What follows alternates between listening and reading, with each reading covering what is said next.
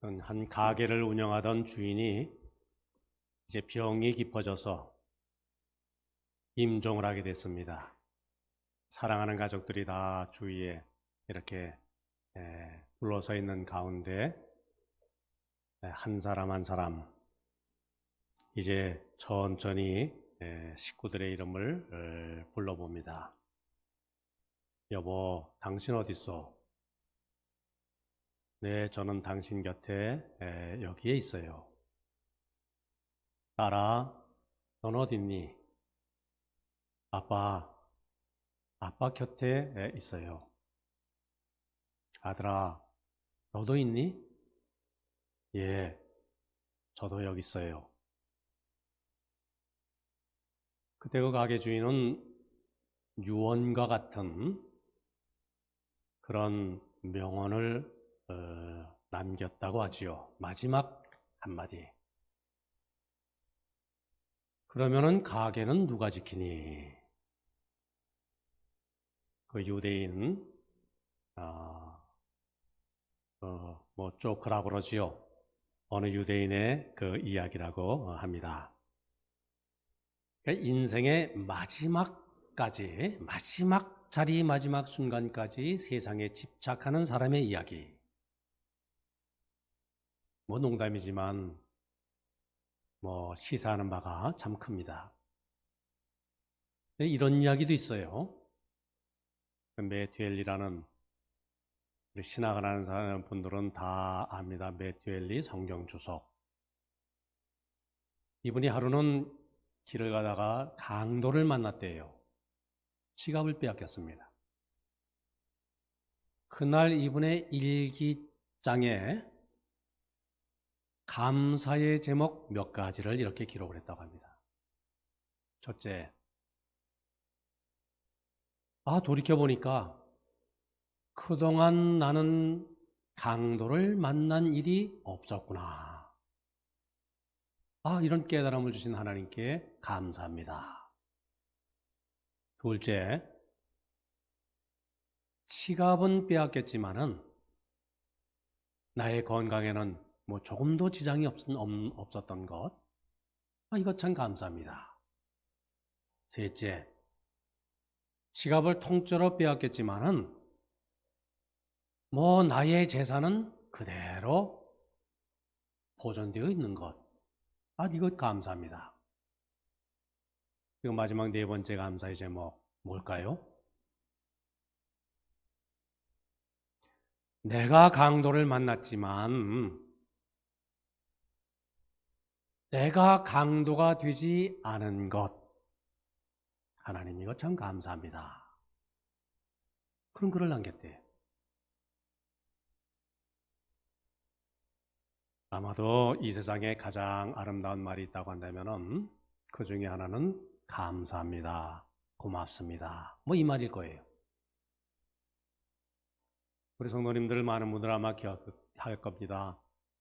부흥산 목사님 우리 교회 오셔서요, 자, 여러분들에게 내가 천국 방언을 가르쳐 주겠습니다. 천국 방언 무슨 말이지요? 우리가 천국 가서 하는 말, 그게 뭘까요? 우리 성도님들 그래서 귀를 쫑긋하고 기대를 갖고 그렇게 말씀을 기다리고 있는데, 그 연세 많으신 그 목사님 그 당시에도 은퇴를 하셨어요. 자, 여러분 나를 따라 하십시오 하시면서 무슨 말씀 하셨죠? 감사합니다, 고맙습니다. 이게 천국 방언이래요. 천국 가서 우리가 나눌 말은 무슨 말이라고요? 서로서로 또 하나님을 바라보며 네, 감사합니다. 얼마나 귀한 그런 은혜의 시간이었는지 아직도 생생히 그렇게 기억을 합니다.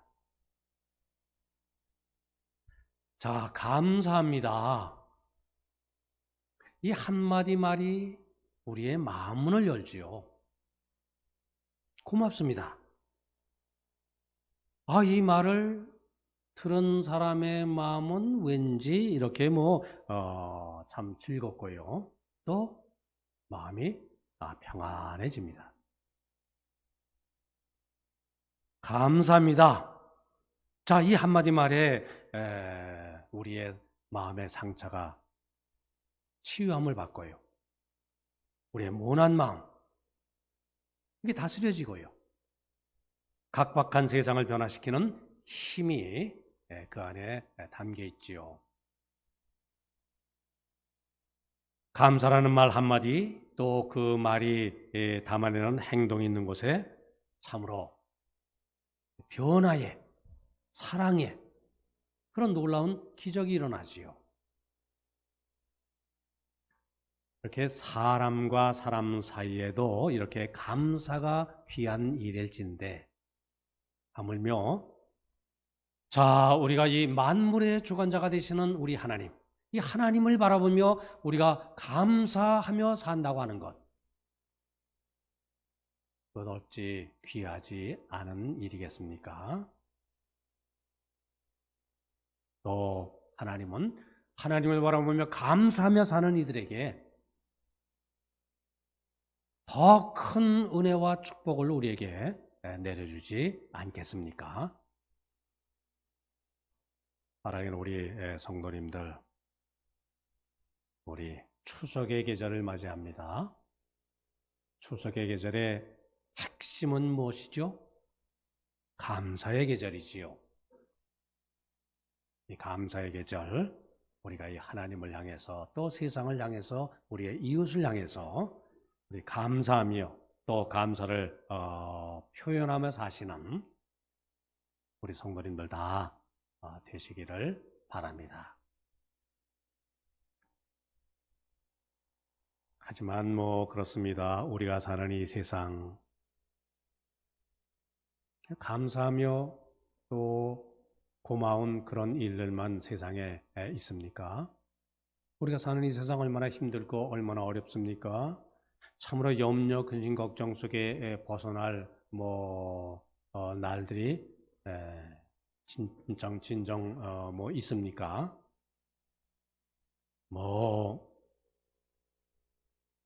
참으로 힘들고 어렵게 우리가 이 시대를 살고 있는데요. 여러 가지 많은 문제들, 분평, 원망, 이것 헤아려 보자면은 이것 정말 한이 없습니다.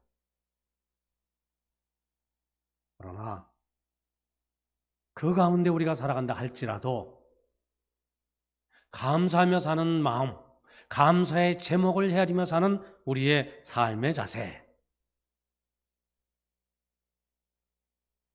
이것이 우리 믿는 이들이 살아가는 삶의 방식이고요. 그렇게 살려고 하면은 이 세상이 또한 얼마나 복되고 얼마나 아름다운지 또한 모르지요. 이런 말이 있습니다. 하나님이 없는 사람, 불행한 사람이고, 하나님을 찾는 사람, 참 피곤하게 사는 사람이다. 그러나 하나님을 만난 사람은 행복한 사람이요. 이 하나님께 감사하며 사는 사람은 축복받은 사람이다. 참 귀한 말이지요. 자, 그러면 우리가 어떤 자세로 살아갈 때 감사하며 살 수 있겠는가? 어떻게 사는 것이 감사하는 마음을 잃지 않고 사는 그런 길이 되겠는가? 두 가지를 생각을 해보게 됩니다. 첫째는 우리의 삶, 우리의 생활, 그것을 좀 크게, 좀 전체적으로 좀 통째로 바라볼 때 우리는 감사를 잃지 않고 살게 된다. 예를 들어서 성경에 나오는 인물들, 예를 들어서 요셉, 모세, 이런 사람 우리가 기억을 하면은요, 그 신앙의 위인들의 삶을 보면은 그들이 어렸을 때 유년기는 행복했어요. 근데 그의 그 장성해서, 그러니까 청년기 혹은 중년기 참 불행했지요. 근데 그의 말년, 그분들의 노년기 다시 축복된 삶을 살았죠. 이렇게 그의 일생을 이렇게 꿰뚫어 보면은요, 일생의 한때는 정말 도저히 감사할 수 없는 그런 한때를 살았지요. 정말 힘들고 어려운 때. 정말 그들은 감사가 아니라 하늘을 바라보면서 정말 원망하고 정말 탄식할 수밖에 없는 그러한 세상의 그 누구라도 그런 상황에 처하면은 당연히 하나님을 버려도 괜찮다고 할 만큼 말이죠. 그렇게 힘들고 그렇게 모진 인생의 한때를 살았습니다.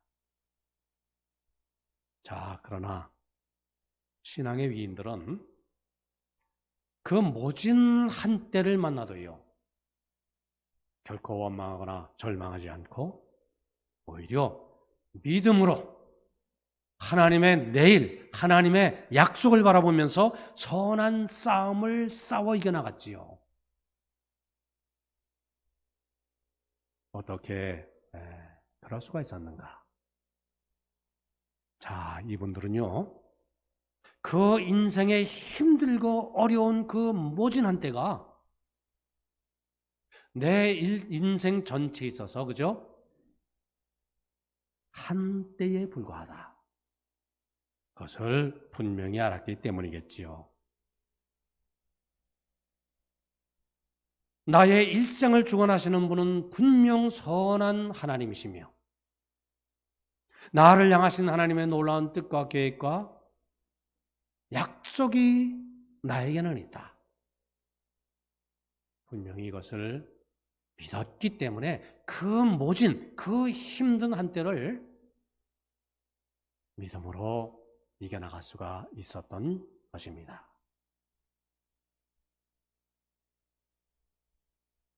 우리가 흔히 이런 얘기를 합니다. 이 몸이 허약할 때 한약을 지어 먹죠.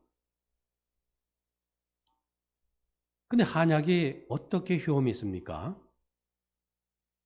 물론 그 약에 들어가는 약재들이 하나하나가 다 효험이 있는 귀한 것들입니다만은,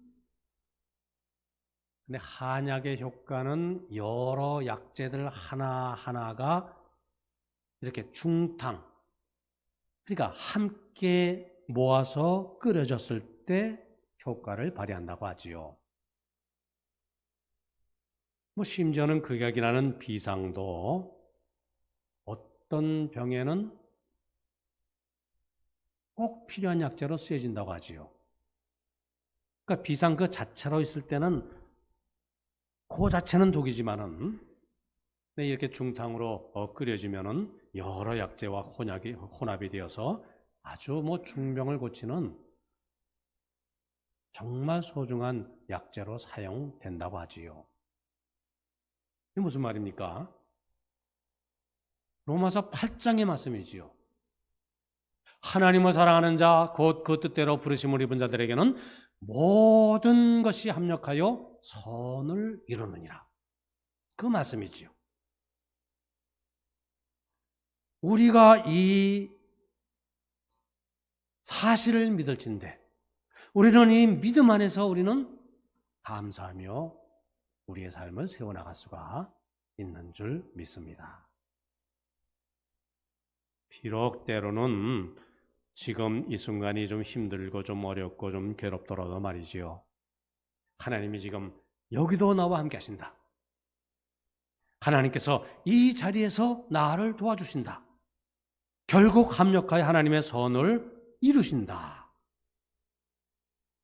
이것을 우리가 확신할진데 힘들고 어려운 한때 우리가 이겨나갈 수 있는 줄 믿습니다. 우리가 좀 인생을 그래서 좀 큰 눈으로 바라보자. 먼 우리의 내일, 역사의 미래까지도 바라보자. 참 중요한 우리의 신앙의 자세인 줄 믿습니다. 어느 화가가 그림을 그리는데 그 친한 친구가 그 등 뒤에서 그 그림 그리는 모습을 이렇게 지켜보고 있었다고 하지요. 자, 자네가 보기에는 이 그림이 어떤가? 화가가 말합니다. 내 그 감으로는 나의 최고의 작품이 될 걸세. 그랬더니 친구가 말합니다. 글쎄, 뭐 이 그림은 이렇게 스케일도 크기도 있고, 참 여러 가지로 좋은데, 좀 그림이 근데 좀 심심하네. 좀 권태롭네. 그 말을 들은 화가가 이렇게 말했다고 하지요. 내가 잊고 있었군.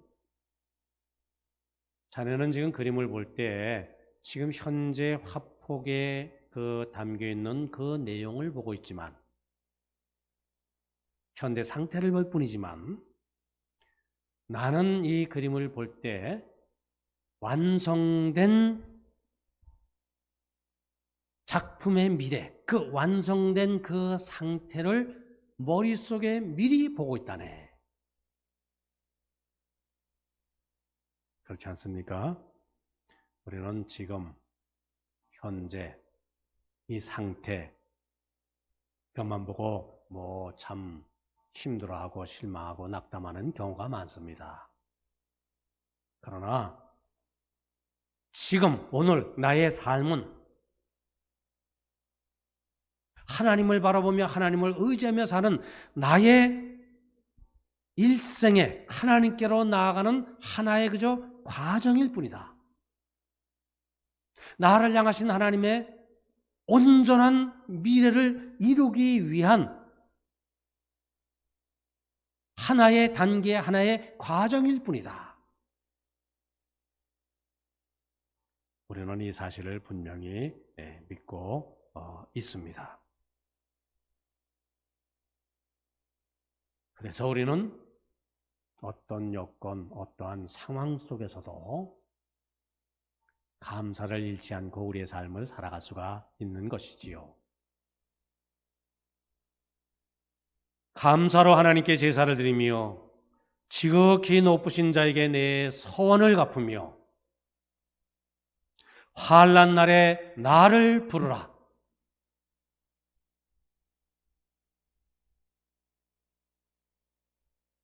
저기 자막 안 됩니까? 방송실. 내가 너를 건지리니 내가 나를 영화롭게 하리라. 자, 이 시편 말씀처럼 우리는 언제나 어디서나 이렇게 감사의 제사로 하나님께 하나님을 바라보는 그 신앙, 그 믿음을 잃지 않고 사는, 감사하며 사는 우리가 되기 위해서 힘써야 할 줄 믿습니다. 둘째, 우리는 무엇보다도 하나님을 바라보면서 감사를 해야 됩니다. 세상을 바라보며 감사가 아니라, 세상의 일로 인한 감사가 아니라, 감사의 본질은 하나님으로 인한 감사의 생활. 사실 우리가 얼마나 힘든 때를 보내고 있습니까? 이 코로나19. 그저 요거 한두 달 버티면 될 줄 알았지요. 지금 코로나 블루, 그죠? 코로나 사태로 인한 우리의 삶이 힘들고 무겁고요, 지치고 피곤하고요, 어디 밖에 나가지도 못하고요, 어디 누구 만나지도 못하고요, 우리의 삶을 좀 이렇게 해소시키지도 못하고요. 이 얼마나 우리 사회적 격리 상태가 지속되므로 모두들 그렇지요. 얼마나 힘들고 답답한 시간을 보내는지 모릅니다. 그리고 이거 1년 가까운 이 경제적 위축, 침체. 지금도 힘들지만 그 여파가 앞으로 정말 얼마나 또 그렇게 무겁게 경제적인 어려움이 또 닥칠지 참 염려가 되는 일이 아닐 수가 없지요. 그리고 이것저것 여러 가지 자녀들의 문제, 남에게 알려지기 어려운 그런 부끄러운 문제, 우리의 삶 속에 얼마나 많은 그런 이렇게 힘들고 어려운 일들이 있습니까? 그러나 그렇다고 해서 우리가 이 감사의 마음, 감사, 이것 우리가 잃어버려서는 안 될 줄 믿습니다. 만일 우리의 마음속에 감사를 잃어버린다고 한다면 그것은 마귀에게 속고 있는 것이다. 여러분이 그런 말씀하셨어요. 감사는 우리의 심령 속에서, 사탄은 우리의 심령 속에서 감사를 빼앗아가 버리는 영이다. 성령은 그럼에도 불구하고 우리로 하여금 감사하며 살게 하는 영이시다. 여러분도 그런 말 했습니다. 우리는 가장 값진 것, 가장 중요한 것, 여러 가지 우리의 삶 속에 잃어버려도 놓쳐버려도 그것 아직 우리의 영혼 속에 품고 살아가고 있습니다. 그것이 무엇입니까? 감사지요. 감사의 마음입니다. 자, 우리 찬송가 높은 산이 거친들이 초막이나 궁궐이나 내 주 예수 계신 곳이 그 어디나 하늘나라. 우리 찬송하지 않습니까? 하나님을 모시고 산다고 한다면 하나님이 나의 힘이 되시고 하나님이 나의 도움이 되시고 하나님이 나의 길을, 인생의 길을 인도하신다고 한다면은 때로 힘들고 어려운 높은 산 거친들 우리를 이겨나갈 수가 있습니다. 초막이나 궁궐이나 천국을 체험하며 살 수 있는 줄 믿습니다.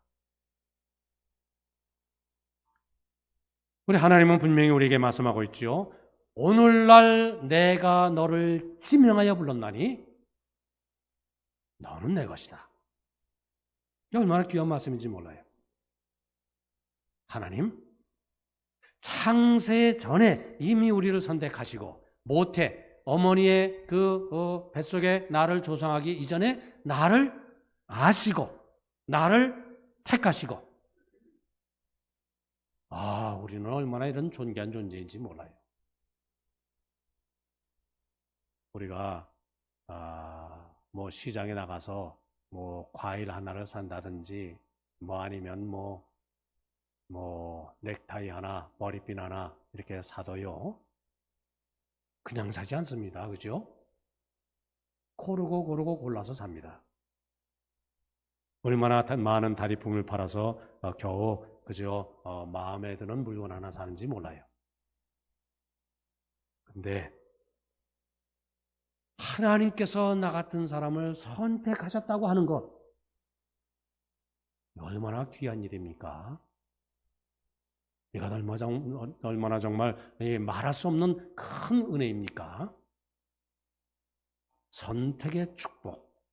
하나님의 택함을 받을 만한 어떤 아름다움이나 어떤 자격이나 어떤 귀함도 없는 그러한 나임에도 불구하고 내가 나를 볼 때도 내가 참으로 이렇게 좀 부족하고 부끄러운 그러한 나임에도 불구하고 하나님께서 나를 선택하셔서 하나님의 백성, 하나님의 자녀로 삼아주셨다.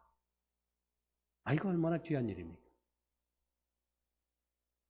어찌 우리가 이것을 감사하지 않을 수가 있겠습니까? 그래서 나 같은 죄인 살리신 주은혜 고마워. 잃었던 생명 찾았고 광명을 얻었다.